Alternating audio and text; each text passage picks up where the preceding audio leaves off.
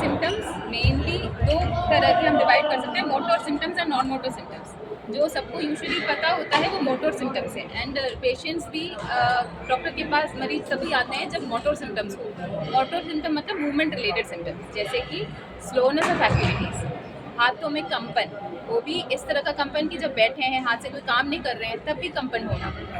और हाथ उसके साथ थोड़ा अकड़पन। एंड ये सिम्टम्स यूजुअली एक साइड में पहले शुरू होता है, सब में ऐसा नहीं होता बट मेजॉरिटी लोगों में एक साइड में शुरू होता है, उसके बाद काफ़ी साल बाद दूसरे साइड पे आता है। उसके साथ साथ चलने में धीमापन, छोटे छोटे कदम लेके चलना, झुक के चलना, जब चलते हैं एक हाथ में ही हिलना,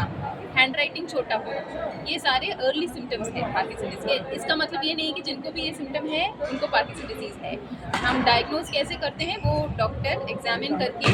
क्लिनिकल डायग्नोसिस है, कोई एक टेस्ट नहीं है जिससे हम कह सकते हैं कि ये पार्किंसन डिजीज है कि नहीं है, बट इवेल्युएशन में एक कॉम्बिनेशन ऑफ दी सिम्टम्स जब है तो हम बोलते हैं कि पार्किंसन डिजीज है। साथ साथ नॉन मोटर सिम्टम्स भी है, काफ़ी पेशेंट्स को, स्पेशली जो यंग पेशेंट्स है, काफ़ी टाइम उनका डायग्नोसिस नहीं हो पाता है फॉर मेनी ईयर्स, क्योंकि उनका सिम्टम्स होता है जैसे दर्द हो गया तो वो फ्रोजन शोल्डर सोचते हैं,